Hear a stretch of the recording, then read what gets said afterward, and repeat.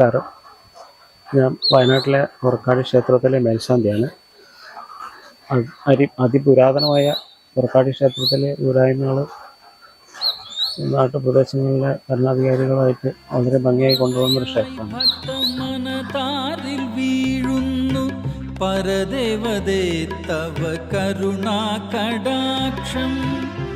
ഉദാത്തമായ ഐതിഹ്യങ്ങളുടെ പെരുമ കൊണ്ടും ആചാര അനുഷ്ഠാനങ്ങളുടെ തനിമ കൊണ്ടും അചഞ്ചലമായ വിശ്വാസം കൊണ്ടും ചരിത്രം സമ്പന്നമാക്കിയ പുണ്യക്ഷേത്രമാണ് ശ്രീ പുറക്കാടി പൂമാല പരദേവതാ ക്ഷേത്രം. സീതാദേവിയും പരദേവതയും പരിവാരമൂർത്തികളും കുടികൊള്ളുന്ന പരമപദം. വനവാസകാലത്ത് സീതാമാതാവും ലവകുശപുത്രന്മാരും ഇവിടെ താമസിച്ചിരുന്നു എന്നാണ് ഐതിഹ്യം. പുറക്കാടി സീതാദേവിക്കാണ് കൂടുതൽ പ്രാധാന്യം. പരദേവതയും തുല്യ പ്രാധാന്യമായിട്ട് അർഹിക്കുന്നുണ്ട് ഇവിടെ.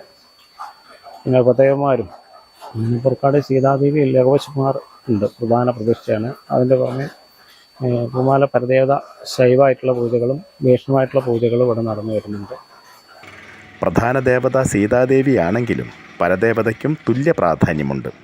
പൂതാടി ദൈവം, മേലെ തലച്ചിൽ, വയനാട് തലച്ചിൽ, ഗണപതി, നാഗം, കാരണവർ തുടങ്ങിയവരാണ് ഉപമൂർത്തികൾ.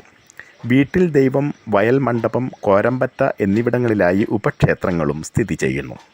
ക്ഷേത്ര ഊരാളൻ കുപ്പത്തോട് നായർ തറവാട്ടിലെ മുതിർന്ന പുരുഷ അംഗമാണ്. പ്രധാന ഉത്സവം ധനു 10 ആഘോഷിക്കുന്ന ചുറ്റുവിളക്ക് ആറാട്ട് മഹോത്സവമാണ്. കൂടാതെ മീനം 24 മുതൽ 28 വരെ പുറക്കാടിയിലും ഉപക്ഷേത്രങ്ങളിലും തിറ, വെള്ളാട്ട് എന്നിവ കെട്ടിയാടി വരുന്നു. മെയ് 9 പ്രതിഷ്ഠാ ദിനം. നവരാത്രി, മണ്ഡലമാസം, തുലാം 10 എന്നിവയും പ്രാധാന്യത്തോടെ ആഘോഷിക്കുന്നു. ചുറ്റുവിളക്ക്, നെയ്വിളക്ക്, ഗണപതി ഹോമം തുടങ്ങിയവയാണ് പ്രധാന വഴിപാടുകൾ.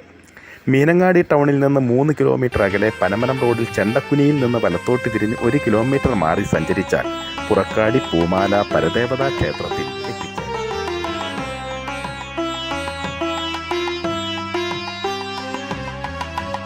പൂമാലയായി ഭക്തമനതാരിൽ വീഴുന്നു പരദേവതേ തവ കരുണാകടാക്ഷം. പൂമാലയായി ഭക്തമനതാരിൽ വീഴുന്നു പരദേവതേ തവ കരുണാകടാക്ഷം. ആദിശിവാംശം പുറക്കാടിയിൽ വാഴും അവിടുത്തെ തിരുമുൻപിൽ എൻ പ്രണാമം.